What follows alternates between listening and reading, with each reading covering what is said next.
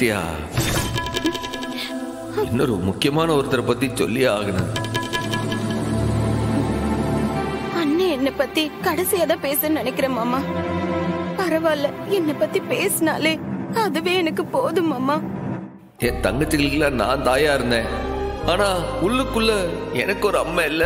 அந்த தாய் பாசமும் ஏக்கமும் உள்ளுக்குள்ள இருந்துகிட்டே இருந்துச்சு.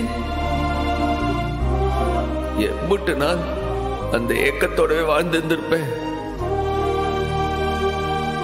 இனி அணைக்க ஒரு அம்மா இல்லையே, எனக்கு சோறு போன ஒரு அம்மா இல்லையே, நான் தப்பு செஞ்சா தண்டிக்க ஒரு அம்மா இல்லையே, எனக்கு சரி எது தப்பு எதுன்னு சொல்ல ஒரு அம்மா இல்லையேன்ட்டு எம்பிட்டு நாள் வருத்தப்பட்டு அழுதிருந்திருப்பேன்.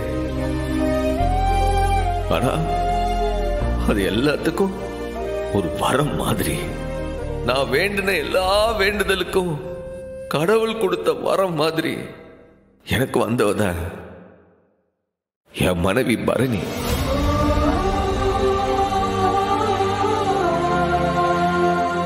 அவ எனக்கு மனைவி மட்டும் இல்லைங்க, என் அம்மா. என்னைய இன்னைக்கு ஒரு பிரசிடென்ட் ஆகி உங்க முன்னாடி நிக்க வச்சிருக்கிறதே அவதான்.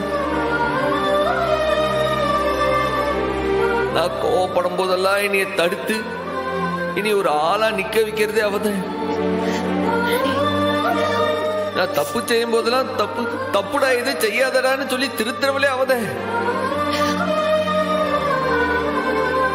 நான் சின்ன வயசுல இருந்து ஒரு அம்மை கிட்ட இருந்து நான் என்னென்னலாம் எதிர்பார்த்தனோ இன்னைக்கு எனக்கு அம்மையா வந்து செய்தவ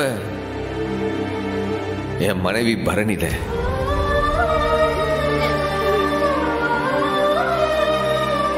உங்களுக்குலாம் ஒண்ணு தெரியுமா? என் அம்மா சாவும் போது என்னை யார் கையில ஒப்படைச்சிட்டு போனா தெரியுமா? என் பொண்டாட்டி கையில தானே ஒப்படைச்சிட்டு போனா. ஏன்னா அவளுக்கு அப்புறம் இந்த உலகத்துல இனி நல்லபடியா பார்த்துக்கிடக்கூடிய ஒரே ஆளு பரணிதான் தெரிஞ்சதே அவகிட்ட ஒப்படைச்சிட்டு போனேன். அவ எனக்கு மனைவி மட்டும் இல்ல, என்னைய பெத்தெடுத்த தாய் அவ, என் குலச்சாமி அவ. தாய்மன்றது ஒரு பெரிய கடமைங்க. நானு என் தங்கச்சிகள் கிட்டலாம் தன்னலம் இல்லாம ஒரு தாயா நின்னு எப்படி நடந்துக்கிட்டனோ அந்த மாதிரி இன்னைக்கு ஒரு தாயா எனக்கு பரணி வந்து அமைஞ்சிருக்கா. வேணாம்னா போய் தொலைதான். அதுக்காக உன்னையும் வச்சுக்கிட்டு வயிற்றுல இருக்கிற புள்ளைய வச்சுக்கிட்டு இருக்க. உனக்கா நான் செத்து செத்து பழைக்க வேண்டியதா இருக்கு. அறிவியல் அடி உனக்கு. இல்ல இருல, எதுக்குல இப்ப அவளை போட்டு ஏசிக்கிட்டு இருக்க? கேட்டி எஸ்கி, என்னடியாச்சு? எதுக்கிட்ட இப்படி ஆளு? என்னதாம்மா செய்ய சொல்லுத? இவ அண்ணங்காரன் கல்லு மாதிரி கிடக்கா. இவள கண்டபடி ஏசுதான். இவ இங்க வந்து குத்துத குடையுதுன்னு ஏன் உசுர வாங்கிட்டு இருக்கா? சொன்னாலும் புரிஞ்சு தொலைய மாட்டேங்குது. ஒரு மணி நேரமா நான் ஸ்டாப்பா அழுதுகிட்டே இருக்காமா? உனக்கு கிடக்க ஒண்ணு நடந்தா என்ன ஆவறது? கொஞ்சமாவது புரியுதா அவளுக்கு? வயிற்றுல புள்ள இருக்கேன்னு கொஞ்சமாவது பொறுப்பு இருக்க அவன் அவளுக்கு. அதுக்காக நீயும் ஏசுனா இவ என்னதாம்ல செய்வா? இவ விழுத ஒவ்வொரு சொட்டு கண்ணீரும் என் நெஞ்ச சுடுதுமா. இவளை கண் கலங்காம வச்சுக்கிட்டதான நான் ஆசைப்படுதேன். நான் படுத பாட்டை கவனிக்காம அண்ணன் அழுதுகிட்டே இருக்கா.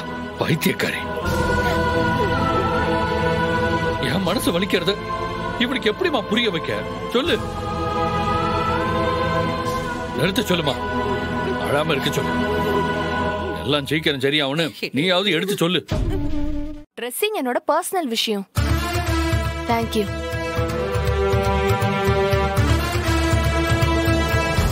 ஏய் ரத்னா, என்னடி இது இவ்ளோ ரூடா பேசுறாங்க? நிஜமாவே இவங்க டீச்சர் தானா? குவாலிஃபிகேஷன் ரொம்ப அதிகமாவே இருந்துச்சு. டீச்சிங்ல 8 வருஷம் எக்ஸ்பீரியன்ஸ் வேற. நீ கையெழுத்து போடுன்னு சொன்னதுனால நானும் கையெழுத்து போட்டேன். இவங்க நம்ம ஊருக்குலாம் செட் ஆவாங்களா? இதெல்லாம் சரியா வராது போல இருக்க. விடுறா, ஸ்கூல்ல வச்சு ரத்னா ஒரு தடவை அட்வைஸ் பண்ணா எல்லாம் சரியாயிடும். எல்லாம் ரத்னா பாத்துப்பா. நீ சும்மா இரு, நீ டென்ஷன் ஆகாத. இல்ல கனி, நீ போய் அண்ணனுக்கு நெல்லிக்காய் மோர் அடிப்பாளா, ஒன்னு அடிச்சு எடுத்துட்டு வா. நான் கை கால் அலம்பிட்டு வரேன்.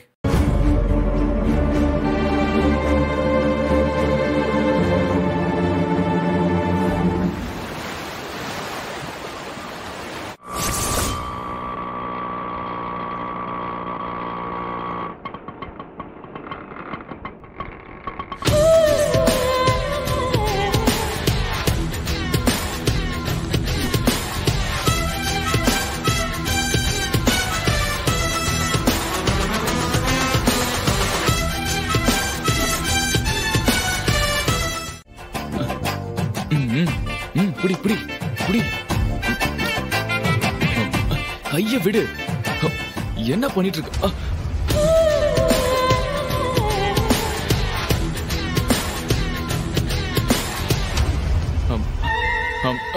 பூ பூ வந்து அது பூ வந்து நான் பறிச்சேன். அது வந்து அது இவங்க எல்லா பூவையும் நீங்களே பறிச்சிட்டா எப்படி சார்? என்ன நான்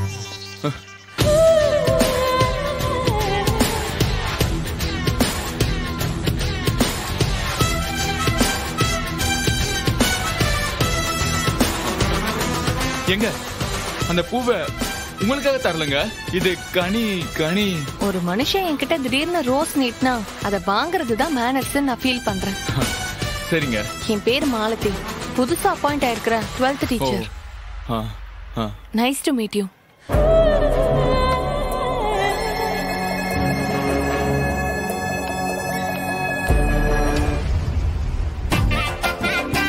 ஐயோ மறுபடியும் பாத்துட்டாங்களே. கைய விடுமா.